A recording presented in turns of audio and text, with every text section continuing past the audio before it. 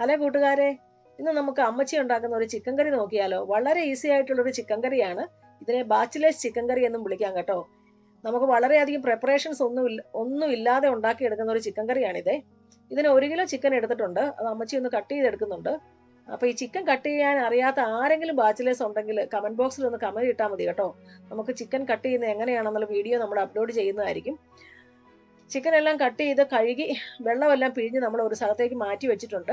എന്നിട്ട് നമുക്ക് നമ്മുടെ ചീഞ്ചട്ടി എടുത്ത് അടുപ്പിലേക്ക് വെക്കണം. എന്നിട്ട് അത് ചൂടായി വരുമ്പോഴേക്കും ഒരു 2 ടേബിൾ സ്പൂൺ വെളിച്ചെണ്ണ നമ്മൾ ഒഴിച്ചു കൊടുത്തിട്ട്, എണ്ണ ചൂടായി വരുമ്പോഴേക്കും നമ്മൾ കടുകല്ല ഇട്ട് കൊടുക്കുന്നത്.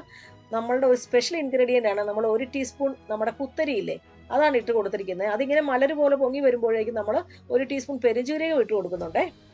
പെരുംജീരകം കൂടെ ഒന്ന് ചെറുതായിട്ടൊന്ന് മൂത്ത് വരുമ്പോഴേക്കും നമ്മൾ അരിഞ്ഞു വെച്ചിരിക്കുന്ന 3 സവോളയും ഒരു ചെറിയ പീസ് ഇഞ്ചിയും 1 ടേബിൾ സ്പൂൺ വെളുത്തുള്ളിയും കൂടെ നമ്മൾ അതിലേക്ക് ഇട്ട് കൊടുത്ത് വഴറ്റിയെടുക്കുന്നുണ്ട്. അത് പെട്ടെന്ന് വഴന്ന് കിട്ടാനായിട്ട് നമ്മൾ ഒരു കുറച്ച് ഉപ്പും കൂടെ അതിൻ്റെ കൂടെ ചേർത്ത് കൊടുക്കുന്നുണ്ട്.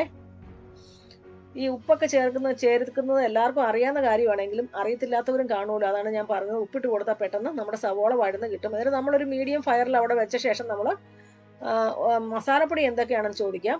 ഒരു 1/2 ടീസ്പൂൺ മഞ്ഞൾപ്പൊടിയും 2 ടേബിൾ സ്പൂൺ നമ്മളുടെ കാശ്മീരി ചില്ലി പൗഡറും ഒരു 3 ടേബിൾ സ്പൂൺ മല്ലിപ്പൊടി കൂടുതൽ ഇട്ടാൽ കൂടുതൽ കൊഴുപ്പ് കിട്ടുമെന്നാണ് പറഞ്ഞത്. പിന്നെ ഒരു 1/2 ടേബിൾ സ്പൂൺ മീറ്റ് മസാല എങ്ങനെയാണ് ഉണ്ടാക്കുന്നതെന്ന് നമ്മൾ ലിങ്ക് ഡിസ്ക്രിപ്ഷനിൽ കൊടുത്തിരിക്കാം. നമ്മുടെ ചാനലിൽ അപ്ലോഡ് ചെയ്തിട്ടുണ്ട്. ഇല്ലെങ്കിൽ നിങ്ങൾക്ക് ഏതെങ്കിലും മീറ്റ് മസാല നിങ്ങളുടെ കയ്യിലുള്ളത് ഒരു 1/2 ടേബിൾ സ്പൂൺ ഇട്ടാൽ മതി. അത് കൂടുതൽ ഇടണ്ട, കാരണം നമ്മൾ പെരുംജീരകം ഇട്ടേക്കുന്നതുകൊണ്ട് ഒത്തിരി മീറ്റ് മസാലയുടെ ആവശ്യമില്ലേ. അപ്പോൾ അതൊന്ന് മൂത്ത് വരുമ്പോഴേക്കും നമ്മൾ ഒരു തക്കാളി ചെറുതായിട്ടൊന്ന് കട്ട് ചെയ്ത് അതിലേക്ക് ഇട്ട് കൊടുക്കുന്നുണ്ട്. തക്കാളിയും ഒന്ന് വേകാനായിട്ട് ഒരു ശക്കല ഉപ്പും കൂടി ഒന്ന് ഇട്ട് കൊടുക്കുന്നുണ്ട്. ഇതൊന്ന് വെന്ത് വരുമ്പോഴേക്കും നമുക്ക് അതിലേക്ക് ഒരു 1/4 കപ്പ് വെള്ളം നമ്മൾ ഒഴിച്ചു കൊടുക്കുന്നുണ്ട്. അത് ഒരു 10 ടേബിൾ സ്പൂണോളം വെള്ളം ഞാൻ ഒഴിച്ചു കൊടുത്തിട്ടുണ്ട്.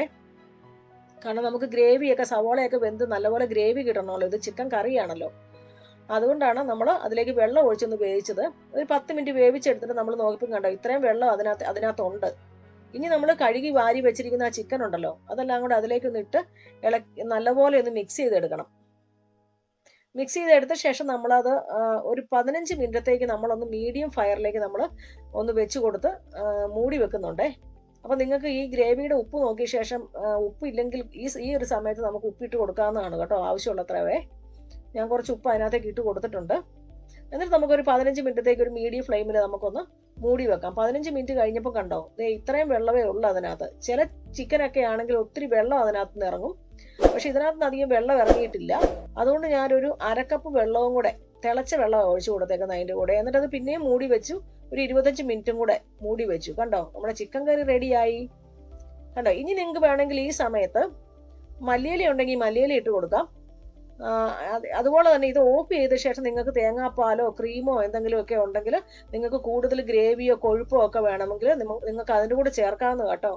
ചാനൽ സബ്സ്ക്രൈബ് ചെയ്യാത്തവരുണ്ടെങ്കിൽ ചാനൽ സബ്സ്ക്രൈബ് ചെയ്യണം. ലൈക്കും കമൻറ്റും ഇടാൻ മറക്കരുതേ. താങ്ക്